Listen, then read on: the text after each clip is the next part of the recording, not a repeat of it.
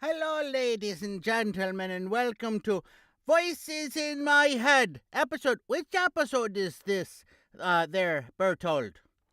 This is, episode 27. Bertold, what did you say? I'm sorry, just as episode 27. Well, you're talking with your mouth full. You're not supposed to be talking with your mouth full. Sorry, I was busy watching the beginning of the episode, and then you suddenly said, "Hey, Bertold," and I didn't know I had to speak. Well, you should know better than to talk then right before you're going to be on the air.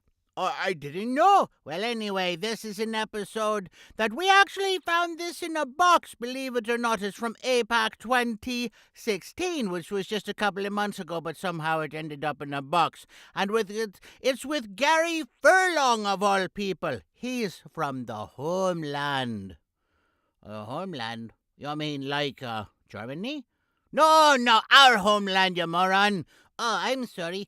So he's from Ireland. That's right. I remember talking to Gary. He's a very nice guy. So enjoy the show with Basil. Voices in My Head, episode 27, Gary Furlong in Chicago 2016. Boy, that was kind of sing-songy, wasn't it?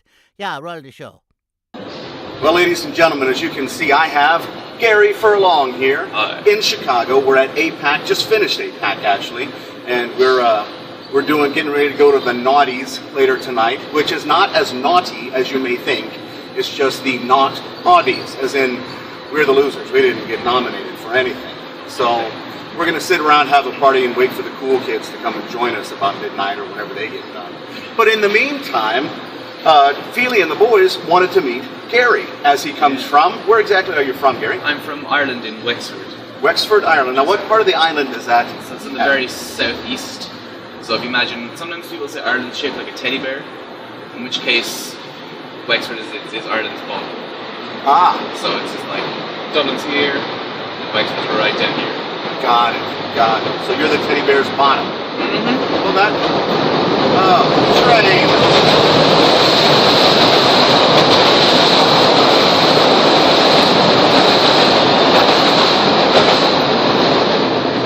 And anyway, that, like you were saying, you know, it really was that cool. Yeah, I mean, it was unbelievable how cool it was. So what did you think about your trip over here? How was the trip across the ocean and halfway across America? Yeah, it was nice. It was like, I don't like being on planes at the best of times, but this was a good trip, and it was good because, you know, you had APAC to look forward to, so it was a nice, exciting trip, a nice, exciting thing to look forward to.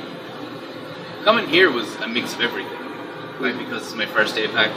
It's like excited, but also a bit nervous, extremely daunting and a little bit overwhelming, but also lots of fun, and you get to meet hundreds of people. So I mean, everything mixed into one volatile bag. Yeah, it was a lot of people here. That place was big. Oh yeah, it was huge. Even we had, I don't know, 300-400 people, but we weren't even like a little droplet of moisture in there. It was gigantic.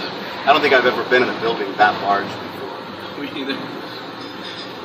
So anyway, the boys want to come out and chat with you. Yeah, since you come from the homeland here. Feely, Neely, you guys want to come up? Oh, yes, Mr. Basil, here we are.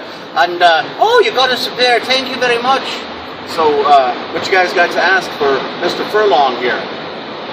Better ask quick, because I think there's a train coming. Yeah.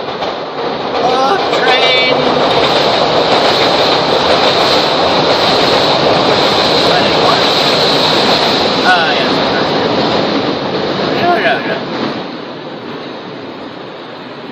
So, did you come with Basil? Did you know they were coming with you? Oh yeah. They stowed away on their own. That's the nice thing about leprechauns. You guys got some magical powers to be able to get on the airplanes without tickets or special tickets. Yeah, we actually have special tickets that we can get in with. It's a leprechaun-only thing. If you ever notice, there's some of those guys in the little suits that they wear at the airport that are a little smaller. So, you didn't use the Rainbow Express that most leprechauns use to kind of cross the ocean? Nearly caused a bit of a kerfuffle last time. Right. And we weren't able to. But that'll be cleared up on the next trip, I'm pretty sure. I think I heard about that. There was, how many of you? 2, 3? There was the 4 of us, and Gerald. He counts as 2 or 3 on his own. But Nearly tried to stuff him into the carry-on bag. I heard about that. Yeah, 9 feet of troll in a carry-on bag. Well, it was bursting at the seams, to say the least. At least it gave us some news back home. Yes, it did. So, how is everything back there at home? It's getting better since you've left. But we're doing well. Oh, excellent. That's the kind of thing that we like to hear, that we had an impact by leaving. Well, I think you might be officially let back in next year, but jury's out on that. That'll be nice. Well, we'll stay on the ferryman so that we don't bother anyone for a little while at least. Okay. That being said, what was your favourite thing that happened to you so far at APAC this year?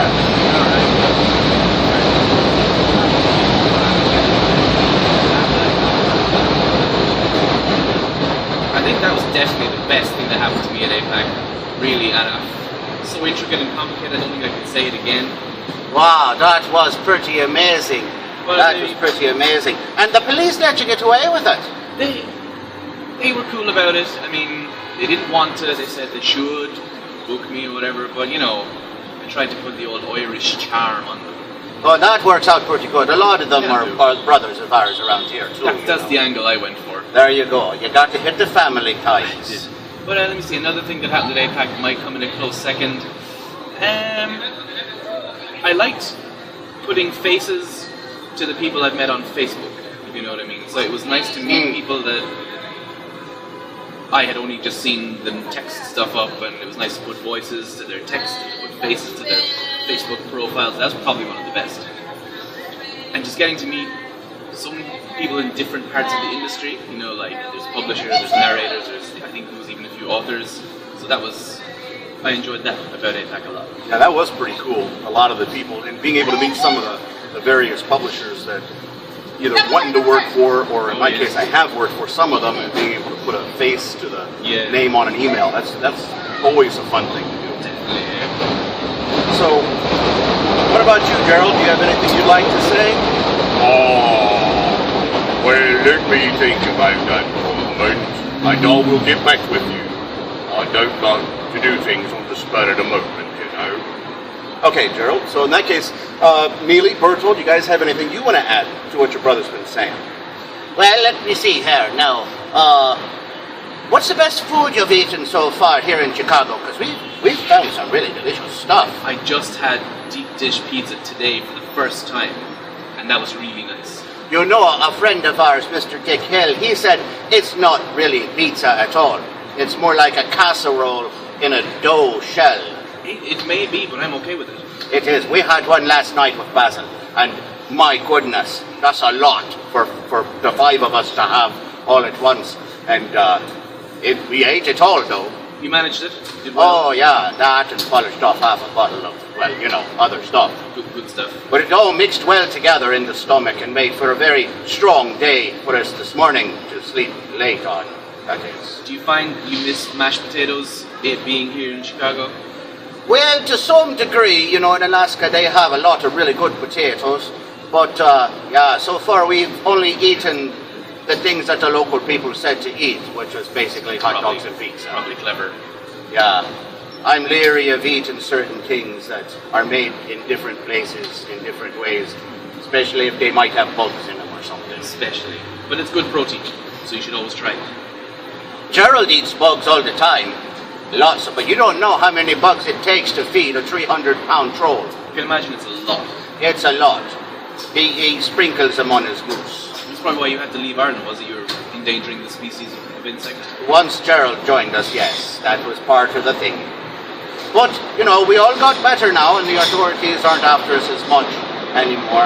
But we got an assignment in Alaska, too, so we've been taking care of that for Basil. Well, that's good, as long as you keep him busy. Oh, yeah. Oh, that train again. My God.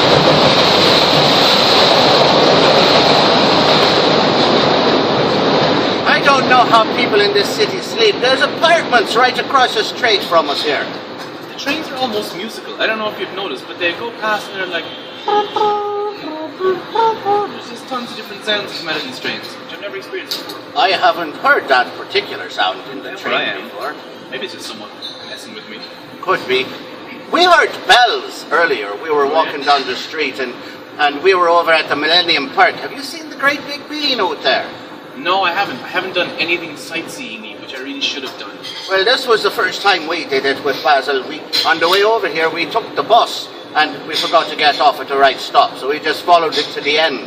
Right. Sometimes, it's not so much that you know where you're going or you're lost where you went, but you end up at the right place that you're supposed to be at the time you should have been there anyway, even if you didn't know what it was. That's true. Or something like that. And it's probably because you're leprechauns as well, though. That could be. Things happen. But we found a gigantic silver bean, and we couldn't eat it, so we took a picture. Oh, that's good. And it's a nice picture. It actually gets like a panoramic view of the entire city, and that train is coming again! Well, at least they're regular. Yeah. They don't need any train track laxatives around here. What are the trains like in Alaska? Because I know in Ireland the reason we're probably not so used to them is because we don't have much of a train system at all. We have 2 train tracks. One that goes east and one that goes north. Oh, that's similar to Ireland's. That's it.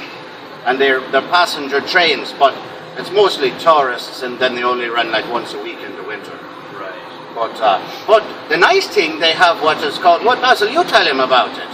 Well, one of the things they got on the trains in Alaska is what they call flag stop. Right. Which I don't know, they may have it in the rural parts of Ireland as well.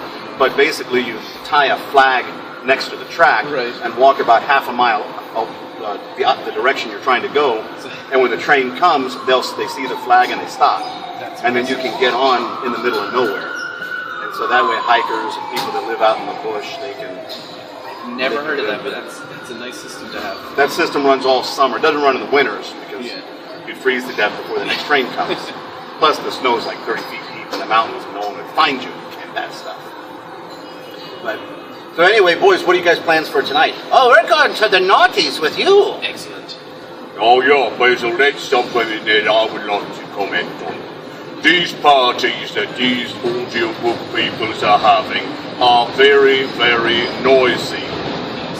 How do you all have conversations with all that noise going on? Body language, hand gestures, and a lot of screaming at the very top of your voice. Doesn't that hurt your vocal cords for your audiobook show stuff? No, we just do more books the next day. So we sound Oh, that's pretty. very nice. I guess that would work. It would work for me. But then again, I don't have trouble being heard in big crowds. You can imagine. Or seen. Or seen. Sometimes that's damaging. Have you ever seen the look of a terrified bouncer when a person walks up to them? Only once. And it was an impressive sight. Sadly, I create that kind of atmosphere sometimes, unwittingly, if I may say so. It is hard being a troll. Even when I wear a dress and lacy things, they still get intimidated. Really, you keep trying though. It's your job to be as pretty as you want to be. Thank you. No one's ever called me pretty before. Just haven't looked at you properly. Oh, that's nice. My mum one time thought I was pretty, but then she slapped it right out of me. But that's her job. That is her job. So, back to you, Basil. Okay, well then, I'd like to ask you some slightly more intellectual questions than what they've been saying here. Right. So, how did you get into audiobook recording? I wanted to try and get fit by running. It didn't work. But while running, music bored me. I just thought it was kind of going nowhere. So I wanted to kind of have a story or something that would keep my attention while I run. And I started listening to audiobooks. The first one was, I think, Harry Potter by Stephen Fry, which was just a fun one to listen to. But when that was done, I wanted more. And so I got an audible.com account and I listened to the Wheel of Time series by Michael Kramer and Kate Redding. And thought it was just so good. Do you remember who narrated that? Oh yeah, it was them. They narrated it. Sorry, Robert Jordan wrote and they narrated it. Oh, okay, I should have known that. No. And yeah, so I thought, because I come from an acting background, as probably most of us do, I thought, I can try that. I want to try it. So I actually Facebooked them, and they were nice enough to get back to me.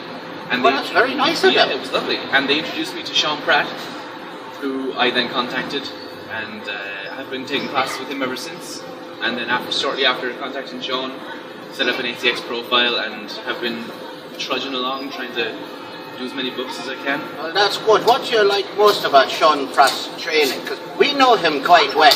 He's a very nice red man. He is a nice ginger man. He's very easy to talk to, and he does stuff over Skype, which I'm very grateful for. Because if he didn't, I wouldn't be able to train with him or anyone. No, that's quite true. Have you ever talked to him after he's had 3 or 4 scotches during a coaching session? I haven't, and that's what I was looking forward to. He couldn't come to APAC, but that was one of the things I wanted to see. Yeah, the whole demeanour changes at some point there. It's like a magical cloak. Oh yeah? Revealing the truth. Does he become an angry superhero? No, more like a giggly superhero, Giggly perhaps. superhero. Right. So, anyway, so when you get back, do you have any audiobook deals that are going down right now? Yeah, I have a few dual narration ones going on. There's 3 and potentially a 4th. I just got a message about one today. So there's those 4, and I'm doing a book with them.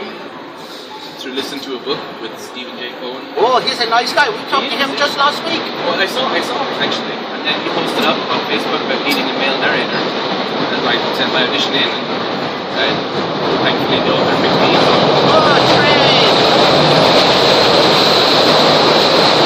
That one seemed a little louder than normal. Yeah. I think they got a broken wheel or something. There's more people on it, so it's Or more people, more large people even maybe. Large people like Basil. Hey! Oh, don't mess with me. Well, it looks like they're starting to get busy for dinner here. So we may need to move on to the next part of the interview. And anyway, it's been great chatting with you here. You too, and we're looking forward to putting this out for you. Yeah, we're looking forward to putting this out with Basil maybe in a very soon time period. And are you going to the Naughties tonight, right? I am, so I'll see you there. All right, yes, we will all see each other there at some point. Although you might have to look behind the bar for the 4 leprechauns. I'll keep an eye out for you. They tend to swipe the bottles. Yeah, well, if you swipe one, just tell me about it. We'll share. Excellent. That's all I ask. Thank you very much, Gary. It's been terrific talking with you and enjoying ourselves. We're over here, by the way, at Flo and Santos, which is over in downtown Chicago here. Great place. Had a bit of a party here last night with the gang, and it's been terrific. So we'll say bye to Gary, everybody. Boys, say bye to Gary. Bye, Gary. Bye, Gary. Bye, Gary. Bye. Have a nice drink. You too. Do you want another beer? Oh, yes, of course. I love another beer. Oh, okay. Well, Look at you. You're really cute. Weird. Yeah. So, do you, I guess you like work here? Yeah, you can go ahead and have my number. Oh, she gave us her number. Oh, God. Wow. You want cheddar? She gave us her number, guys. I wish I knew how to use a phone. Well, that was the end of that talk, and we got a kiss on the forehead. She actually kissed me. Oh, you be quiet, Bertold. That's just 'cause you were sitting the closest. But we all felt it all the way through, that brotherly love thing. Oh, that's kind of weird. Oh, yeah, it can be. I guess that's why none of us are married that way. That would be very weird. Anyway, it was great talking to Gary and realizing that the search warrant for us had probably been ripped up by now, I hope. Anyway, we'll talk to you all later next time we have a show. Bye. This episode of Voices in My Head is copyright 2016, Sandman Productions Studios of Alaska and Basil Sands. And all the rest of us. And I don't know, does Gary have a part in the copyright on this? No, he doesn't have a copyright part, but we should probably get him a bottle or something when we get over there next time. I agree. He's a very nice young man. Yeah, indeed he is. Bye, Gary, and everyone else. Bye.